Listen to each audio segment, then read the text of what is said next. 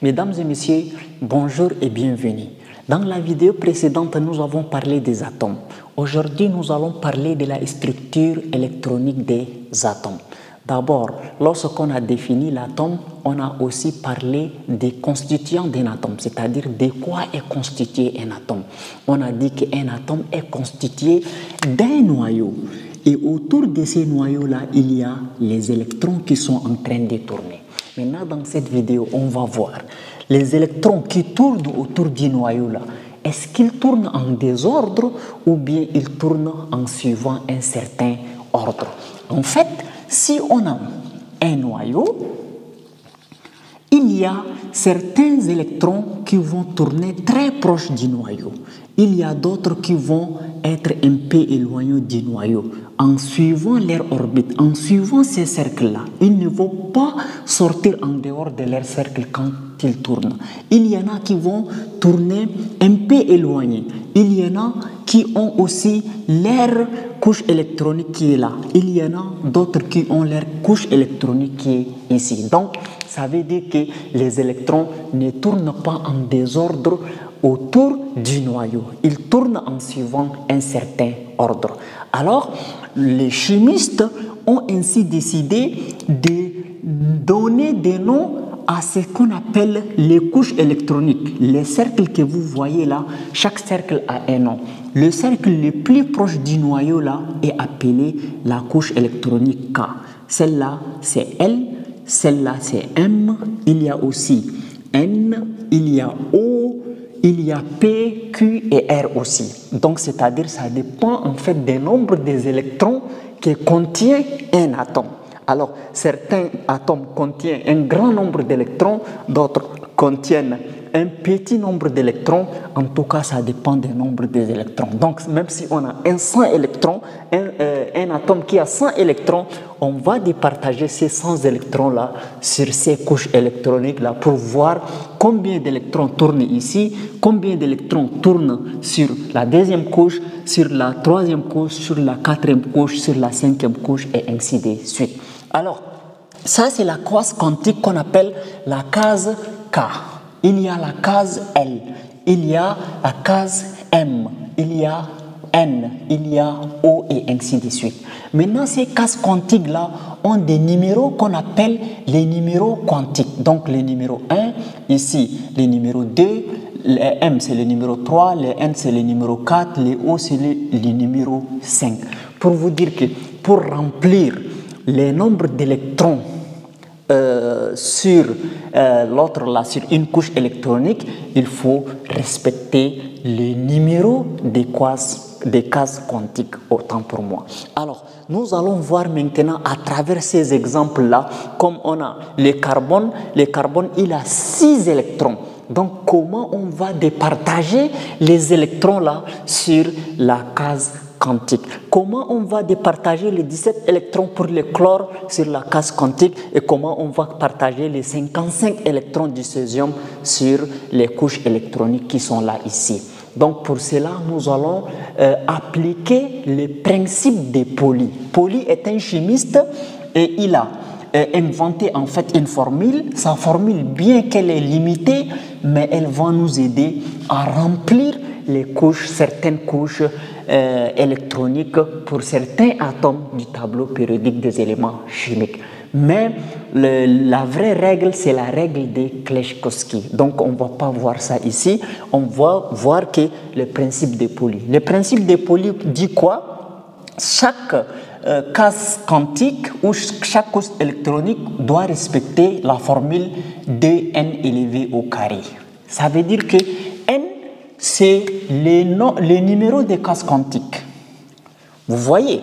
Maintenant, le nombre d'électrons que prend une case quantique, alors, c'est en appliquant la formule dn au carré. Donc, ici, la couche K, c'est la couche numéro 1. Donc, là où il y a n, on va remplacer par n, par 1. Donc, 2 fois 1 élevé au carré.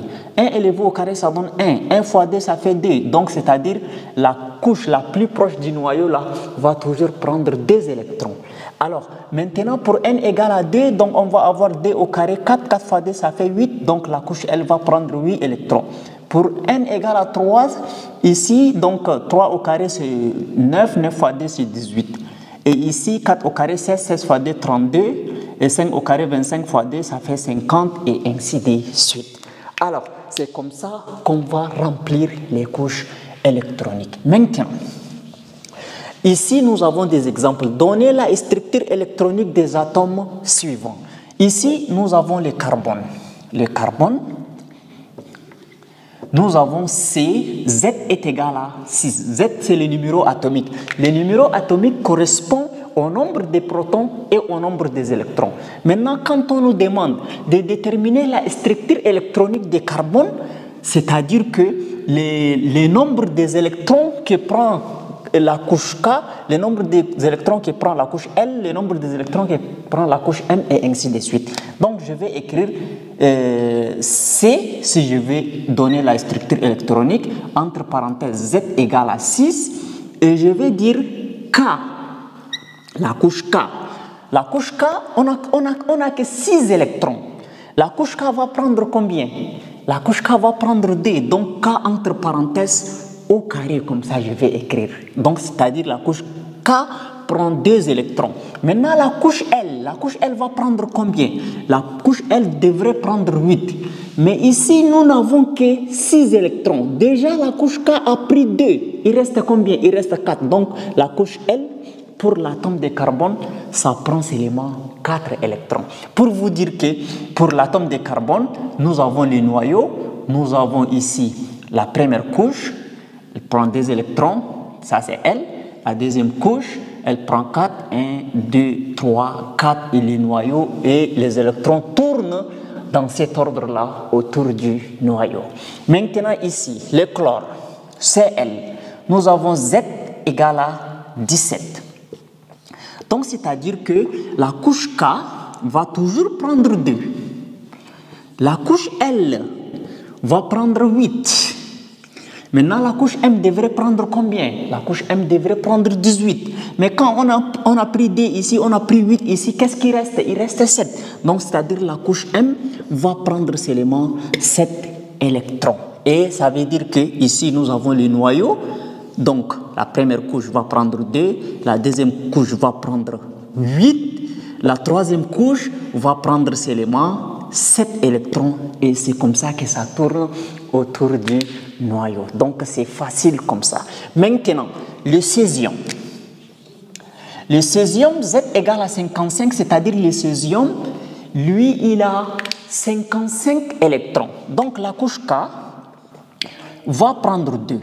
La couche L va prendre 8, parce que c'est 8. La couche M va prendre 18. Donc, prenons une calculatrice. Donc, ici, nous avons 10 plus 18, ça fait 28. Maintenant, la couche N va prendre 32. Donc, est-ce que ça peut faire 55 ou ça ne fait pas? Donc, 32 plus 18, 32 plus 18 plus 10. Ça donne 60. Malheureusement, ça nous donne combien? Ça nous donne 60. Ça ne peut pas donner 55.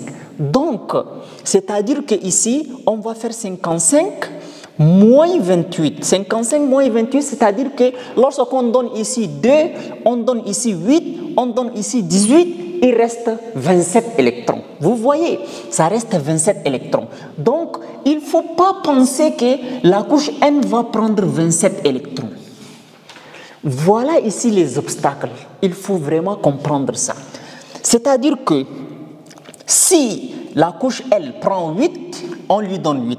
Si la couche M, par exemple, je prends un exemple sur la couche M. Si la couche M prend 18, on lui donne 18. Mais si par exemple la couche M devrait prendre 18, mais il n'y a que 17 électrons.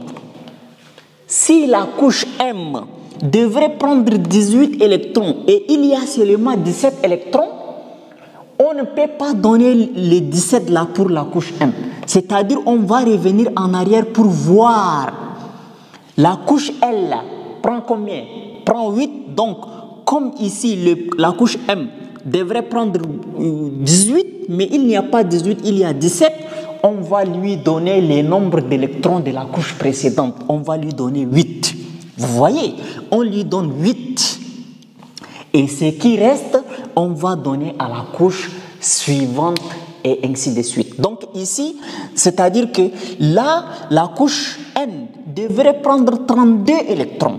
Mais comme il n'y a pas 32 électrons, on doit donner à la couche M seulement 18 électrons. C'est-à-dire on va revenir en arrière pour voir le nombre d'électrons que la couche précédente prend. Donc, on va donner ici 18 électrons. Maintenant, comme on a donné 18 électrons, qu'est-ce qui reste? Il reste 9 électrons. On se comprend? Il reste 9 électrons. Donc, c'est-à-dire la couche O, au lieu de prendre 50, est-ce que vous pensez qu'on va lui donner 9 électrons? Ce n'est pas valable. On ne va pas donner 9 électrons. C'est-à-dire que si le reste des électrons n'atteignent pas 2, n'atteignent pas 8, n'atteignent pas 18, n'atteignent pas 32, n'atteignent pas 50, on ne va pas directement donner le reste de ces électrons-là à une couche. Une couche doit prendre soit 8, soit 18, soit 32, soit 50, soit plus petit que 8. Jamais une couche ne doit prendre 9 ou 19 ou 34 ou bien 50 quelque, un truc comme ça. Ça ne marche pas. Donc, c'est-à-dire que la couche O devrait prendre 50, mais il n'y a que 9. Devrait prendre 50, mais il n'y a que 9. Ah, ça ne suffit pas. Donc, si ça ne peut pas prendre 50, on lui donne 32. Ah, 32 même, ça ne suffit pas. On vient en arrière, on donne 18. Ah, 18 même, ça ne suffit pas. On vient en arrière, on donne 8. Donc, c'est-à-dire ici 9. Donc, on donne 8. Et ça reste une couche. Après la couche O, c'est la couche P. Donc, la couche P doit prendre un électron. Est-ce qu'on se comprend? C'est-à-dire la couche P doit prendre un électron. Donc, du moment où nous avons 10 électrons pour la couche M, mais la couche M ne peut pas prendre... la couche M devrait prendre 18, mais pas 10. On revient en arrière pour lui donner le nombre des électrons que peut prendre la couche précédente. Et voilà, nous avons écrit la structure électronique des césium. Alors, dites-moi en commentaire à quoi, donnez-moi la structure électronique du sodium NaZ est égal à 11 dans les commentaires.